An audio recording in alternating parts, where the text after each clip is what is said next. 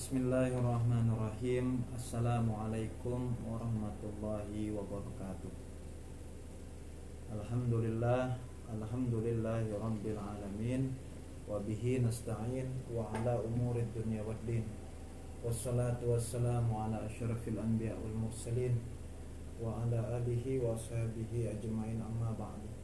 Allahumma salli ala sayyidina Muhammadin al-fatihi lima ughliq wal khatimi lima sabaq, nasirul haqqi bil haqqi wal hadi ila siratikal mustaqim wa ala alihi haqqa qadrihi wa miqdarihi azim.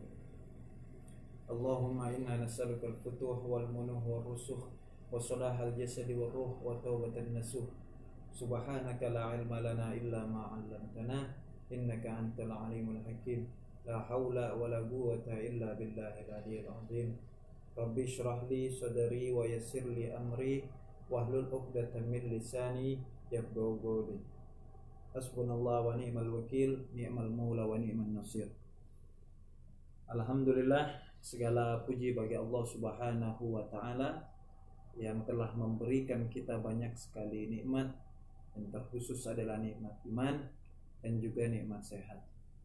Maka dengan nikmat sehat tersebut, alhamdulillah, kita bisa bertemu lagi Mitra JC pada malam hari ini pada program yang sama, yaitu program Ngeteh, membahas tentang hidayah. Maka bagi Mitra JC yang mungkin saat ini sedang Allah uji dengan sakit ataupun badan yang kurang enak gitu, semoga Allah berikan kesehatan dan juga Allah angkat penyakitnya. Dan satu hal yang harus kita pahami dan kita harus ketahui bersama-sama, bahwasanya kadang ketika kita ditimpa ujian berupa sakit, itu adalah semata-mata untuk menghapuskan dosa-dosa kita. Karena guru saya pernah menjelaskan bahwasanya ada satu dosa yang kadang tidak bisa dihapus, melainkan bisa dihapus dengan ujian. Ada yang ujiannya ekonomi, ujiannya sakit gitu, ujian anak, ujian istri, ujian suami, macam-macam, berbagai macam ujian. Jadi kita harus terus bersyukur walaupun kadang secara sisi manusiawi kita tidak menerima ujian yang diberikan oleh Allah Subhanahu wa taala, namun pada hakikatnya adalah semata-mata Allah sayang kepada atau cinta kepada hamba-hambanya. Adapun kadang kita sendiri yang kadang suka zolim terhadap diri kita. Kita diberikan tubuh, kemudian kita diharuskan untuk menjaga atau merawat tubuh yang diberikan oleh Allah Subhanahu wa taala. Dengan apa tadi? Menjaga tidur kita, menjaga pola makan. Nah, inilah kadang kita sendiri yang kadang zolim gitu terhadap diri kita sendiri. Jadi tidak pantas kita untuk menyalahkan keadaan. Maka kita harus sering-sering berintrospeksi diri atau bermuhasabah. Maka dengan itu kita akan mendapatkan ketenangan, kita tidak akan menyalahi keadaan, kita akan selalu positive thinking. Kita mengaca kekurangan dan kesalahan-kesalahan yang ada di dalam diri kita. Salawat serta salam mari kita selalu panjatkan kepada junjungan Nabi besar kita, yaitu Sayyidina Muhammad sallallahu alaihi wasallam, wa sayyidul mursalin, yang mana Nabi Muhammad itu adalah pemimpinnya para rasul. Maka kita harus bersyukur bagaimana, yaitu dengan cara memperbanyak bacaan salawat kepada junjungan Nabi besar kita, yaitu Sayyidina Muhammad sallallahu alaihi wasallam. Allahumma sholli ala Sayyidina Muhammad wa ala alihi wa sahbihi. Bebas dengan berbagai macam redaksi apapun, silahkan ya, kita latih lisan ini untuk terus bersolawat kepada Nabi kita, yaitu Nabi Muhammad sallallahu alaihi wasallam. Jadi jangan berkecil hati, jangan sedih gitu.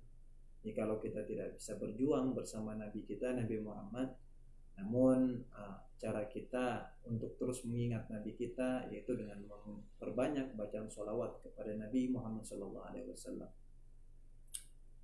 Mitra JC yang dirahmati oleh Allah Subhanahu wa taala, pada malam hari ini kita masih membahas tentang pembahasan sebelumnya yang mungkin belum kita selesaikan ya, bahkan masih bisa dibilang masih setengah bait gitu. Nah, ini mengutip dari perkataan imam besar yaitu Al-Imam Asy-Syafi'i radhiyallahu anhu. Jadi beliau banyak sekali syair-syair yang beliau ubah dari proses perjalanan hidupnya, dari perjalanan menuntut ilmu, banyak hal. Maka beliau sering sekali menulis setiap kejadian-kejadian, bahkan kesimpulan-kesimpulan yang didapat dari guru-gurunya. Bahkan cerita ini sudah masyhur mungkin di kalangan kita, bahwasanya dulu ketika Imam Syafi'i kecil belajar yaitu menulisnya di pelepah, di tulang-tulang. Namun karena ruangan yang sudah tidak cukup, akhirnya beliau menghafalnya. Nah, inilah kemuliaan yang Allah berikan. Jadi jangan timbang karomah tersebut hanya dengan hal-hal yang aneh gitu. Sekelas Imam Syafi'i yang memiliki karomah, salah satu yang paling menonjol adalah dengan keilmuannya. Beliau mampu menghafal dan menguasai 13 atau 17, Bang lupa, 17 macam cabang ilmu. Sedangkan untuk mendapatkan titel seorang dokter saja, doktor, itu hanya satu cabang ilmu saja yang dikuasai. Ini bagaimana dengan al-imam besar ya, imam mazhab kita yaitu al-Imam Syafi'i radhiyallahu anhu. Kalau tidak salah beliau menguasai 17 macam bidang ilmu. Nah, jikalau ada gelar lebih tinggi dibanding gelar doktor ya, sedangkan dokter aja hanya satu ilmu yang dikuasai gitu sampai S3 kalau tidak salah ya, satu bidang yang fokus gitu. Ini bagaimana dengan 17 macam bidang gitu. Nah, ini sudah di luar nalar manusia pada umumnya. Inilah salah satu kemuliaan yang Allah berikan kepada imam kita yaitu al-Imam Syafi'i radhiyallahu anhu. Semoga Allah terus meridhoinya. Mitra JC, sedikit kita bahas pembahasan sebelumnya yaitu tentang masalah ilmu dan juga masalah bagaimana kita harus bersikap terhadap ilmu yang kita dapat. Bismillahirrahmanirrahim. Al-ilmu saydun wal kitabatu qayduhu. Nah, ilmu itu diibaratkan oleh al-Imam Syafi'i adalah buruan, hewan buruan. Wal kitabatu qayduhu, dan menulis itu atau tulisan itu adalah pengikatnya. Qayyid suyudaka bil hibalil wathiqah. Ya, maka ikatlah buruanmu tersebut bil hibalil wathiqati, ay al-gawiyah. Maka ikatlah buruanmu tersebut ya, dengan ikatan atau tali yang kuat, hibalil wathiqah. Maka jikalau tidak engkau ikat, maka barang buruan tersebut akan hilang. Sama seperti sebelumnya Bang Jem memberikan sebuah tamsil, yaitu ibarat kita memiliki motor gitu. Jadi cara bertawakal yang tidak tidak sempurna gitu. Ya, tawakal pun harus ada ikhtiar. Jadi setelah ikhtiar baru kita bertawakal. Jadi definisi tawakal ya, wah sudahlah, terserah Allah saja, anggap begitu. Ya, nah ini tadi kalau kita belajar setengah-setengah, jadi pemahamannya pun setengah. Tawakal didapat setelah kita melakukan ikhtiar. Setelah kita sudah berusaha semaksimal mungkin, selanjutnya bertawakal kepada Allah Subhanahu wa taala. Jadi jangan di awal sudah tawakal duluan gitu kan. Tidak, tetapi dengan ikhtiar. Ada motor, kita kunci dulu tuh, ikhtiar minimal kunci aja. Nah, setelah itu ya sudah tawakal. Kita masukkan di garasi rumah gitu. Nah, itu ikhtiar kita gitu. Tapi kalau memang masih hilang juga, sudah. Nah, itu sudah memang Allah takdirkan gitu. Dan jangan ambil kesimpulan, itu si fulan gitu kan. Motor udah dikunci, taruh di dalam garasi, hilang-hilang juga, anggap gitu. Ya. Jadi ada nilai di dalam setiap ikhtiar kita, nilai ibadah, nilai pahala gitu. Jadi pun ya banyak orang yang suka mengatakan ya memang rezeki itu sudah ditetapkan oleh Allah Subhanahu wa taala gitu. Namun ketika kita berangkat untuk bekerja, di situ yang paling penting gitu. Ya, walaupun kita kadang tiap bulan sudah tahu gitu gaji kita sudah permanen kan. Ya, gaji bulanan kita berapa misal. Yang mau kita masuk di jam masuknya ataupun sebelum jamnya tetap saja gitu kan. Jadi kalau lembur mungkin ya. Jadi ya memang sudah tetap gitu. Namun bukan hal itu yang paling penting. Ada nilai Ya, ada nilai pahala di situ. Ketika seorang suami mencarikan nafkah untuk keluarganya, maka dihitung setiap tetesan keringat yang mengalir di tubuhnya, maka itu untuk menghapus dosa-dosanya. Nah, jadi kalau kita tidak keluar berikhtiar untuk mencari nafkah untuk keluarga kita, lah bagaimana mau ngapusin dosa, kan? Nah, jadi setiap ikhtiar yang kita lakukan ada nilai. Namun sekali lagi segala sesuatu tergantung niat. Fasohihin niat. Ya, maka perbaikilah niat kita gitu. Kita bekerja untuk apa gitu. Semata-mata untuk ibadah gitu. Jadi ada orang yang pemahamannya tadi kurang tepat gitu kan kadang. Wah, ini kan apa namanya kita udah diatur sama Allah gitu kan. Kita harus ikhtiar. Nah, sedangkan bagaimana misal para kiai-kiai besar gitu, mereka pun berikhtiar dengan cara apa tadi? Ya bermunajat kepada Allah, bangun di malam hari. Nah, kita kan ketiduran malam hari mau molor gitu kan. Makanya kadang kita suka nggak melihat ibadah seseorang, bagaimana dia berikhtiar gitu kan. Ya kalau kita mungkin cuma sholat 5 waktu, dia enggak, mungkin ada zikiran-zikiran tambahan, ada bacaan Quran yang dia istiqomahkan gitu kan. Pagi hari dia sudah apa namanya keluar rumah gitu, waktu subuhnya nggak pernah telat, bahkan ketika sebelum orang bangun subuh dia sudah bangun subuh. Ini ada ikhtiar gitu, ada mujahadah bahkan ya. Jadi apa tidak ada apa namanya sesuatu hasil yang tidak diusahakan. Pasti segala sesuatunya ada ya diusahakan.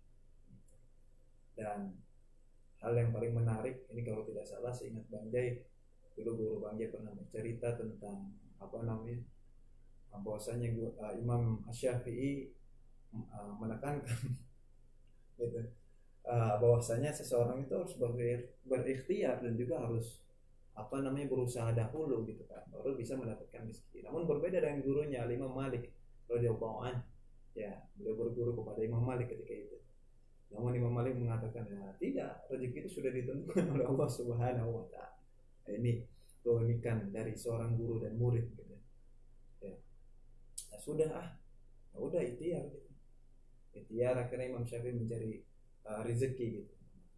Setelah sudah didapatkan hasil, dia teringat gitu kan, harus berbakti kepada gurunya gitu. Kemudian inginlah namanya seorang murid memberikan hadiah kepada seorang guru. Ingat sekali lagi bukan sedekah. Nah, jadi kalau ke atas itu namanya hadiah. Kita memberikan kepada orang tua kita hadiah, bukan sedekah. Jadi kalau sedekah itu ke bawah. Orang kaya kepada orang miskin, itu sedekah. Baik, tetapi ketika kita berikan hadiah tersebut kepada orang yang lebih mulia dibanding kita, yang itu namanya hadiah. Udah Imam Syafi'i datang, tuh lihat kan ya, udah antar belum dulu, udah dikasih ini ada hadiah gitu, makan kelar gitu. Tuh lihat, kita tuh harus berusaha dulu baru kita mencari rezeki. Oh gitu. Berarti pendapat guru ini kurang tepat gitu kan. Nah ini sih apa namanya apa ya romantisnya antara guru dan murid, tidak menyalahkan juga tidak saling membenarkan diri sendiri, tidak. Ini kita harus contoh begitu. Jadi tidak merasa paling benar dan juga tidak menyalahkan yang lain. Setelah itu udah kelar makan gitu, baru kata Imam Malik ya, maka dia mengucapkan alhamdulillah ya Allah, saya nggak ngapa-ngapain ya, tapi rezeki datang ke sini sendiri. Jadi Imam Syafi'i kaget. Ya juga ya. Ya Imam Malik yang hanya duduk kemudian dia berzikir kepada Allah, beribadah kepada Allah gitu kan. Nah, dia makan dari hasil yang diusahakan oleh muridnya yaitu Imam Syafi'i radhiyallahu anhu. Ya. Jadi yang ikhtiar ya nggak salah gitu. Yang enggak ikhtiar juga ya nggak salah gitu kan. Ada orang yang tawakal kelas tinggi, nah ini kelas-kelas para ulama besar gitu kan. Ditawakal total gitu kepada Allah Subhanahu wa taala. Namun hubungannya kepada Allah ini amat sangat dekat. Kita harus mengetahui kelas kita juga gitu. Apakah hubungan kita sudah dekat kepada Allah gitu, sama seperti dekatnya para ulama-ulama soleh, para kekasih-kekasih Allah. Nah, kita yang mengetahui itu sendiri. Kalau misalnya kedekatan kita dengan Allah Subhanahu wa taala ya biasa-biasa saja, ya udah ikhtiar ya gitu ya. Jangan lagu-laguan kalau kata orang Betawi. Ya, jadi tadi Imam Syafi'i berikhtiar ya, didapatkan rezekinya. Ya Imam Malik pun bertawakal. dia pun dapatkan rezekinya gitu. Jadi siapa yang paling benar di sini? Tidak ada yang benar, semuanya benar gitu ya, dengan porsinya masing-masing. Jadi jangan saling menyalahkan, itu lebih indah, lebih harmonis. Umat muslim tidak ada yang saling menyalahkan satu sama lain. Lihat bagaimana keharmonisan seorang guru dan seorang murid. Ya, makanan yang aku makan adalah hasil aku bertawakal kepada Allah. Lihat, makanan tersebut datang dengan sendirinya kepada diriku. Imam Syafi'i kaget, bengong ya. Wah, itu juga gitu kan. Ya, sedangkan engkau berikhtiar gitu. Maka siapa yang paling benar? Semuanya sama-sama benar. Itulah sedikit kisah ya tentang Al-Imam Syafi'i radhiyallahu anhu. Ya, mungkin ada kisah-kisah yang lebih detail yang gitu, silakan Mitra JC carilah riwayatnya. Beliau menganjurkan apa? Qoyid suyudaka bil hibalil wathiqah. Maka tadi ini kelihatan sekali ikhtiarnya gitu. Ya. Jadi beliau menganjurkan apa? Untuk mengikat ya, hasil buruan kita itu dengan tali yang kencang. Tadi kalau tali kenceng ya, kalau motor kan nggak usah pakai tali, minimal gembok deh ya, udah kunci setang gitu kan, terus digembok tuh apa nih di remnya tuh, rem cakram biasanya dimasukin ke dalam rumah. Nah itu tadi ya, kita udah ikhtiar semaksimal mungkin. Nah habis itu sudah bertawakal kepada Allah, jangan lupa bertawakal gitu. Nanti kalau kita misalnya hanya menguatkan diri kita dalam masalah ikhtiar saja, nanti gampang kecewa gitu. Kita sudah berusaha semaksimal mungkin, ya sudah, biar Allah yang menentukan hasilnya gitu. Tugas kita misal beribadah, ya sudah biar Allah saja gitu yang menentukan pahala kita. Jadi kalau kita merasa pahala yang dihasilkan dari ibadah kita ini ditentukan oleh Allah Subhanahu wa taala, maka kita tidak akan bisa tuh menjelek-jelekan orang lain. Wah, dia mah nggak pernah sholat sunnah, wah dia mah jarang zikir, wah dia mah nggak pernah baca Quran gitu. Nah, belum tentu juga gitu kan. Justru mungkin ya dia yang hanya mengerjakan sholat fardu saja gitu, namun hatinya ikhlas, ya enggak melakukan ibadahnya sesuai dengan hukum-hukum syariat yang ditulis oleh para ulama, kemudian niatnya karena semata-mata karena Allah Subhanahu wa taala, maka Allah terima gitu. Ada orang mungkin sedekah atau berzikir dia kan kenceng-kenceng itu la ilaha illallah semata-mata biar dilihat orang gitu kan. Belum tentu juga, malah itu yang enggak diterima gitu kan. Makanya kadang kita takut gitu. Ya, kadang kita takut gitu. Belum tentu apa yang kita lakukan ini baik gitu. Karena sekali lagi tugas kita hanya berikhtiar, adapun masalah hasil Allah yang menentukan gitu. Jadi hati plong, hati lega gitu. Nah, sama gitu kan. Kita udah kunci motor ya udah gitu. Gak usah pusing. Ya, jadi tenang-tenang aja gitu. Nah, Allah yang menentukan hasil gitu. Maka dengan begini kita pun yang beribadah, yang beramal soleh, tidak meyakini bahwasanya diri kita lebih baik dibanding orang lain gitu. Ya juga ya. Ya belum tentu gitu kan, udah tunggang-tungging ya kan, sholat sunnah segala macam, belum nggak tahu nggak keterima gitu kan. Abbas yang minal khosirin pas di padang mahsyarnya, kita takut gitu. Ya ada yang ibadahnya biasa aja, tapi hatinya ikhlas, tulus, Allah terima gitu. Ini kita nggak tahu gitu. Maka tadi pahala itu tidak terlihat, itu menariknya gitu. Kenapa pahala itu tidak ditampakkan berbeda dengan uang gitu? Ketika kita bekerja, kita mendapatkan hasil dan terlihat jelas gitu, nampak gitu. Namun berbeda dengan pahala gitu. Kenapa? Biar kita tidak merasa diri kita ini lebih baik dibanding orang lain gitu. Kalau kita melihat pahala kita, wah udah sombong gitu, besok kagak sholat lagi udah itu. Ya pahalanya udah kebanyakan gitu, udah luber. Ya, nah itu tadi. Nah di sini bagaimana Imam Syafi'i menekankan tentang masalah ikhtiar. Quyid suyudaka bil hibalil wathiqah. Asyarah fiuna, ya penjelasan di sini, masalul ilmi ka masalis sayd. Ya, permisalan ilmu itu bagaikan barang buruan. Awil hayawan alladzi yustodu ayyusodu. Bagaikan hewan buruan, ya bagaikan hewan yang diburu gitu. Wa masalul kitabati ka masalil qaidi. Dan gambaran tulisan itu bagaikan qaidnya, pengikat atau tali lah ya. Fa yajibu alaina an nuqayyida au narbuta suyudana bil hibalil matinatil gawiyati.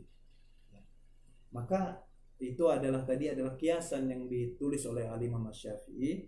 Yang dimaksud di sini adalah wajib gitu bagi kita ya enggak, untuk mengikat ya, atau apa namanya, yang mengaitkan gitu kan barang buruan kita gitu, buruan kita dengan tali yang kuat dan juga paling keras lah gitu. Sebaik-baiknya tali yang kita punya, kalau ada tali kapal ikat dah gitu ya kan. Makanya tali-tali kapal itu kan gede gitu, karena dia tahu ombak tuh lebih besar gitu ya. Kalau pakai tali rapi ya lah putus. Kapal gede ngikat di pelabuhan pakai tali rapi ya lah putus, ya digoyang ombak aja putus gitu. Nah, tadi pilih balil matinah ya, dengan tali yang kuat gitu ya, amat sangat kuat lah ya. Maksudnya harus ikhtiar lah ya, semaksimal mungkin gitu. Nah, namun kadang kita suka menangkap hal ini hanya untuk perkara dunia sih gitu. Coba kita kiaskan dalam perkara ibadah gitu. Ikhtiar ibadah juga harus gitu maksimal. Jangan hanya sholat fardu saja lah. Kita coba mau ikhtiar itu tambah sunnahnya, baca Qur'annya, sedekahnya gitu. Ini enggak ya enggak. Dalil-dalil begini dipakai bakal perkara dunia doang gitu, sayang. Ya, itu ya giliran dunianya kenceng banget gitu. Ibadahnya kurang gitu ya. Maka tadi kalau bisa kita kiaskan untuk dunia kita, maka pun harus bisa kita kiaskan untuk akhirat kita gitu. Giliran buat apa namanya urusan dunia, nah kita harus ikhtiar nih ya semaksimal mungkin ya. Kita udah gawe ini kan dari pagi pulang sore, sore kita narik lagi dah tuh ya, enggak ngojek kayak ngapain kayak dagang lagi kayak lah, bakal dunia kita bisa, bakal akhirat gitu. Jadi dalil-dalil begini jangan cuman dipakai bakal kebutuhan dunia dong, akhirat juga pakai gitu. Sholat fardu, nah, kita ikhtiar juga dalam ibadah kita usahakan mendekatkan diri kita kepada Allah Subhanahu wa taala. Kita tambah ada pobliahnya, ba'diahnya gitu ya, sedekahnya, dan yang paling penting dari itu semua adalah ngaji. Kita nuntut ilmu, duduk di majelis-majelis ulama gitu, majelis-majelis taklim. Karena kalau tanpa ilmu, ibadah kita ini percuma gitu, tertolak, sia-sia. Kagak ngerti hukumnya gitu kan, kagak ngerti dalilnya, kagak ngerti pahalanya. Nah, ini kasihan. Makanya jangan bosan duduk di majelis-majelis ilmu ngaji. Ya, jangan bosan gitu. Jangan sibuk dengan ibadah saja gitu. Tetapi kita harus kaji dulu ilmunya, kita paham, baru kita lakukan. Mau dilakukan dulu lah boleh juga, nggak apa-apa gitu kan.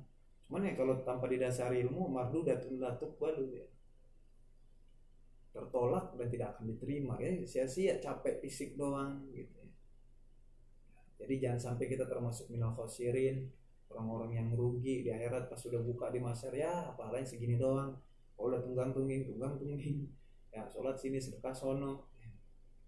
Kita atas dasar ilmu. Ketika kita sedekah apa niat kita gitu, apa biar orang-orang sekampung tahu kita sedekahnya paling banyak lah. Nah, udah nggak dapat pahala malah kalau begitu kan ya. Tapi kita harus perbaiki niat sekali lagi. Innamal a'malu binniyat wa innamal likulli imri'in ma nawa. Wal muradu bihadzal bait annana idza ta'allamna al-uluma yajibu 'alaina an naktubaha wa an nastazkiraha. Dan yang dimaksud dalam bait yang pertama ini, annana, bahwa sesungguhnya kita semua idza ta'allamna al-uluma, apabila kita telah mempelajari ilmu-ilmu yang amat sangat banyak, yajibu 'alaina, wajib atas diri kita nih yang belajar, anak tubaha, kita tulis tuh ilmu yang udah kita dapat gitu kan. Nah, orang-orang besar yang kemarin Bang jelaskan itu nggak pernah lepas tuh daripada dulu karena belum ada smartphone gitu yang canggih gitu. Itu biasa dia bawa kutip sama pena kemana-mana, setiap kegiatan dicatat, ada ide-ide atau apa namanya ide-ide menarik lah ya dicatat, apalagi para seniman, terus apalagi tuh orang-orang soleh pun begitu ya enggak. Setiap belajar dari gurunya, terus dia melihat sebuah kejadian dicatat, diambil kesimpulan, dijadikan pelajaran, ya dijadikan bahan muhasabah. Oh ada ya gembel gitu, misal ya maaf dia di pinggir jalan, dia masih bertahan hidup, sedangkan saya punya rumah, tetapi dia tidak sedikit pun mengeluh di pinggir jalan itu. Ya Allah, saya kurang banget syukurnya, dia syukur banget gitu ngadepin hidup, dia terima dan ridho dengan takdir yang telah Allah berikan. Catat tuh ya di pena, ya Allah. Jadi bahan muhasabah lagi gitu ya. ilmu apapun itu yang kita dapat, tidak hanya sekedar duduk di majelis ataupun di bangku-bangku kuliah maupun sekolah gitu, tetapi kita harus catat perkara-perkara yang penting. Maka alhamdulillah sekarang zaman pun sudah canggih gitu, maka kita harus manfaatkan dengan sebaik-baiknya. Smartphone yang di situ ada notes, ya ada catatan. Nah, setiap perkara yang kita alami kita catat, ada nasihat-nasihat penting kita catat, ada kejadian yang menurut kita kok menarik gitu kita catat, dan pernah bosan untuk mencatat. Dan juga apa, wajib bagi kita, ini karena wawunya waw atof gitu ya, yajibu alaina an nastadzkiraha, untuk kita talabul zikir ya, karena wazan istaf'ala yastaf'ilu gitu ya, litolab ya, agar apa gitu, agar kita terus mengulang ya materi-materi yang sudah kita pelajari. Bahkan para ulama dulu menganjurkan untuk dihafal, makanya banyak tuh nazom-nazom untuk pelajaran tuh, nazom gitu, bait-bait syair gitu biar mudah menghafal. Seperti apa, matan zubat itu kan berisi nazom, yang alfiyah, nah itu nazom bentuknya itu syair, biar apa gampang menghafalnya gitu. Dia tidak hanya sekedar ditulis, setelah kita mencatat ya kita hafalkan, kita ingat, baru kita amalkan, setelah kita amalkan kita ajarkan. Nah, begitu insya Allah bermanfaat.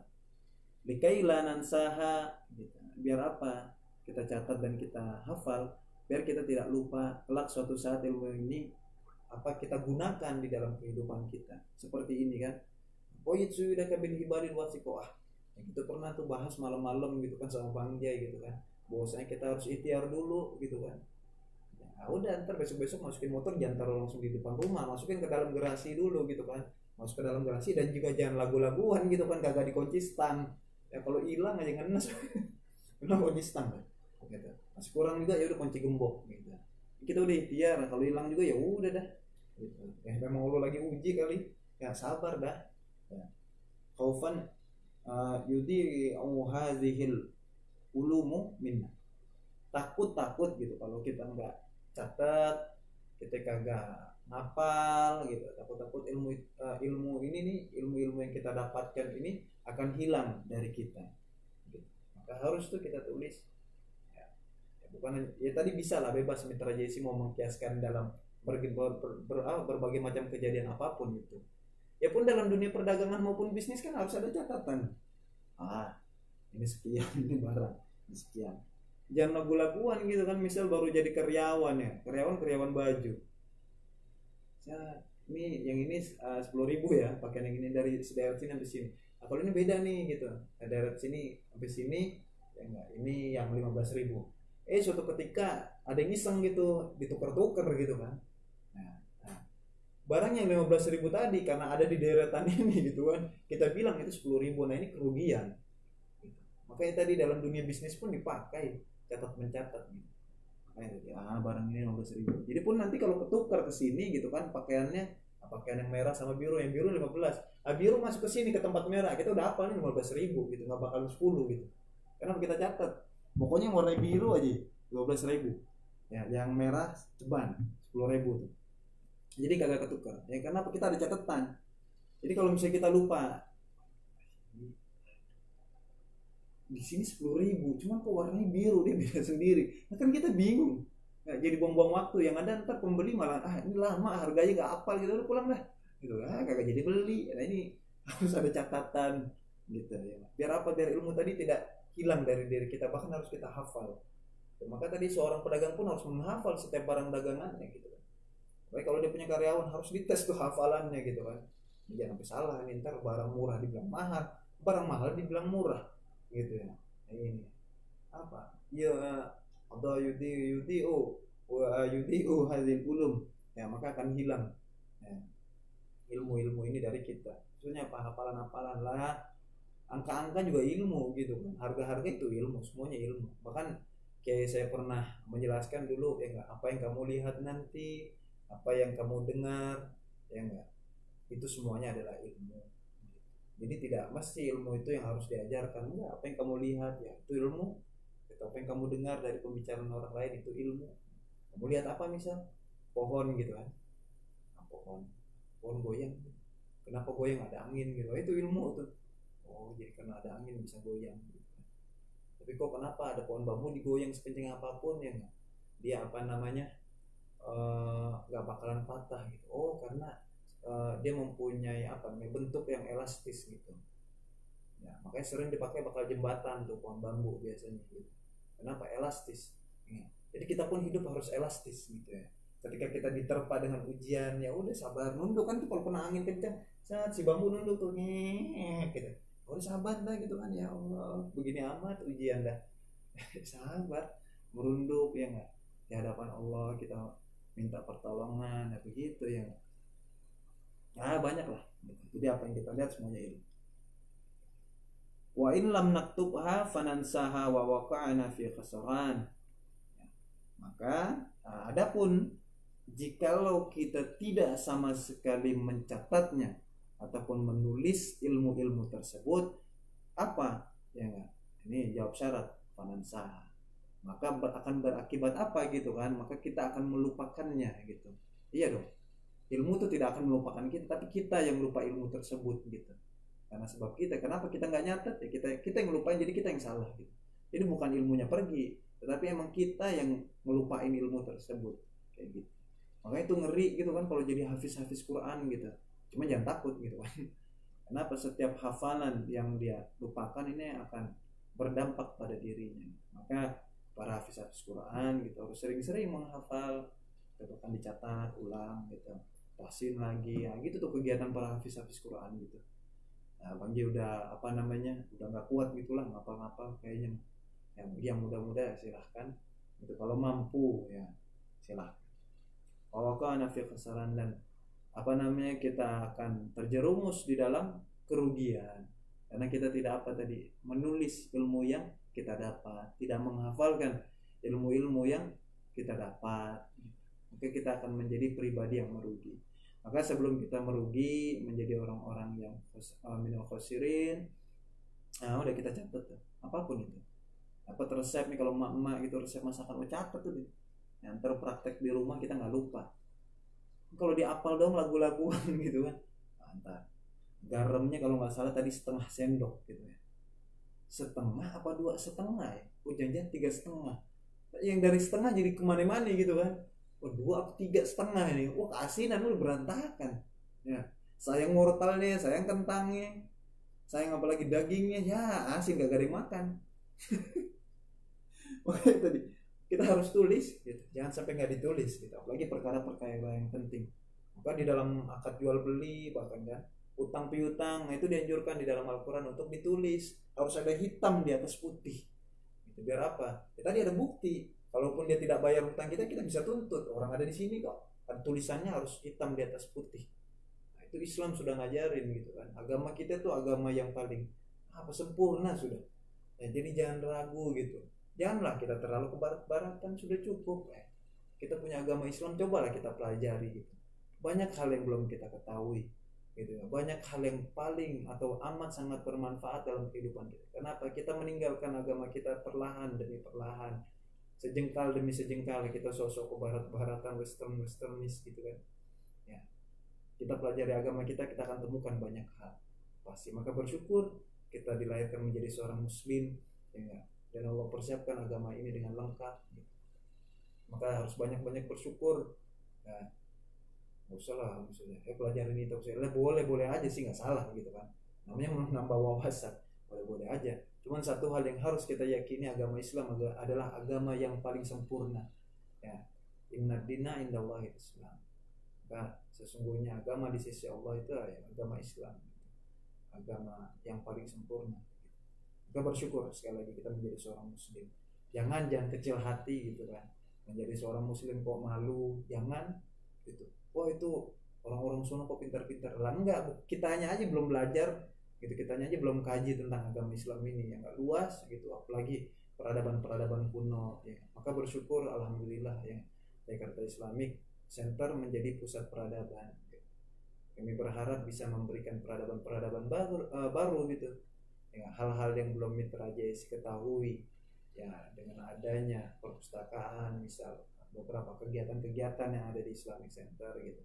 Maka kami pun berharap partisipasi dari Mitra JSI semua itu apa namanya nasihat-nasihat gitu, atau mungkin support dari Mitra JC juga.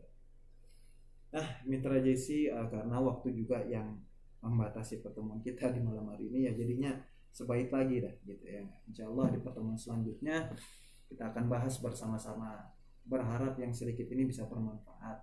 Jikalau memang masih banyak kekurangan, yaitu datang dari diri saya, maka saya mohon maaf yang sebesar-besarnya, karena setiap orang mempunyai ilmu yang terbatas gitu.